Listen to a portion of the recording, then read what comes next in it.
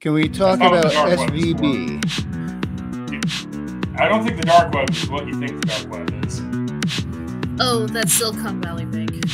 Oh, gotcha. We can, but can I ask James Krake a question while we still have him? Absolutely. Yeah. Hold on. Do you think I can't talk about the bank? I literally wrote an entire heist novel about financial malfeasance. Yeah, that's part of the reasons. And it was great. But I wanted to ask you a technical question before we went into that, though, because I finally got your book in the mail. It took a sweet time, but luckily it did. Print on demand, and they don't think I'm a popular author. Well, in all honesty, I'm grateful because it didn't suffer the same fate as Frequencies and Black Knight's books, so I'm happy. You're the one that got water damage, right? I am. Terrible. But how did you approach? Okay, so you covered a very intense subject. But at the same time, you made it a comedy. How did you approach the comedy aspect with the heist going on? I took Terry Pratchett's advice. If you want to be funny, write about funny characters. I'm a huge fan of Discworld. And that was one of the books that, or the Guard series is what got me back into appreciating literature.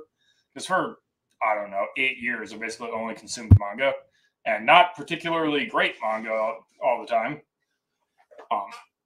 And the dry wit that Sir Terry Pratchett was able to bring to the table just impressed me.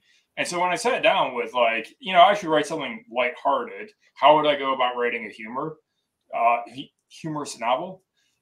I just went to what I knew, which is use the setting to generate interesting characters with interesting problems that are silly but still human, right? So, like, the best example is Ash the Reborn, a level 99 alchemist that makes chimeras for the endgame raid dungeons.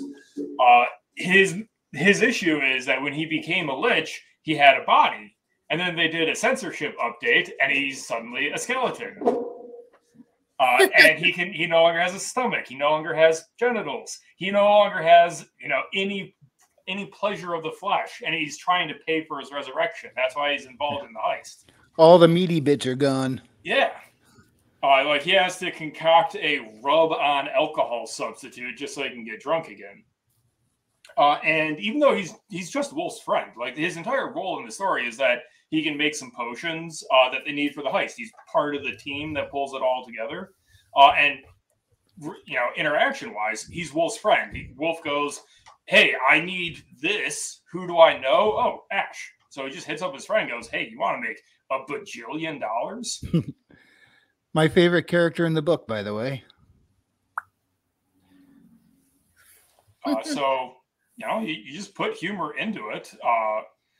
Because people are still people, even no matter what they're doing. Like there's a reason like you can even go to like war, and you'll get footage, like candid footage of soldiers like riding a Humvee into a kill zone to shoot people, and they're making inappropriate jokes. They're listening to pop music. They're recording each other and calling each other gay and so on. And as soon as the camera ends, what they're getting out to do is go kill people. Like it. Just because they're doing something serious doesn't mean people don't screw off. Mm-hmm. So, one last question, and then we'll go back into the real world. Do we have to? Yeah, I know, right? When did you know when to insert that into your writing? Like, you go from this really intense moment, then all of a sudden you have this nice break, and then back to the intense. Ping pong. No, it's as simple as you go back and forth. Okay. Sorry. I like that you think I did a really good job at it, but it's really that simple. In order to make a scene feel like there's tension, it has to be a relative comparison to a scene that doesn't have tension. So you need to be going up, down, up, down, up, down, up, down. Because if you just stayed tension, tension, tension, tension, you might be able to pull that off for like, a 100-page action thriller. But if you try and write a 300-page heist and you never give the reader a break, they'll just start getting bored and think the plot developments are contrived and such. Mm-hmm. So giving them the breathing room buys you credibility, basically. So that when I say, well, and now Wolf needs to get a loan. He has to go to the biggest bank in the whole world. Hell. Readers actually go, oh, yeah, no, I totally see that. They don't go, oh, we're going to hell now? Really? We have to deal with demons now. We haven't had enough? Okay, no, I was just wondering because I've been trying to write the comedy for Wrangler, and I'm just like, when is it appropriate to go from we have to get this done adventure to breaking through and just having a laugh at it? Part of the humor is actually subverting the expectations. And I don't want to use the examples because Infinite Money Glitch is my most marketable book. Oh, and no, I give away the punchlines.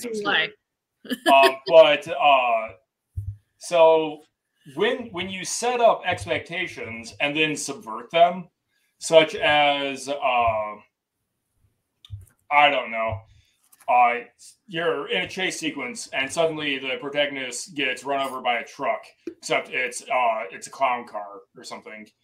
That's how you get the laugh out of people. They're expecting like a horrible semi truck to just flatten them when you say, oh, then he got hit by a truck. And then you're like, and then Bozo and Columbo and Ronald all pile out, squeaking their shoes and going, and they get out and go like, hey, well, who are these guys getting in our way? They just crashed our car. We don't have the money for that. And, out come the whoopee cushion bats.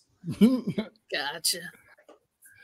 Readout Production says, I'm over here sputtering with my attempt at getting one of my 4 fictional stories off the ground, not counting a history book I'm also working on. My brain doesn't know when to focus on one thing.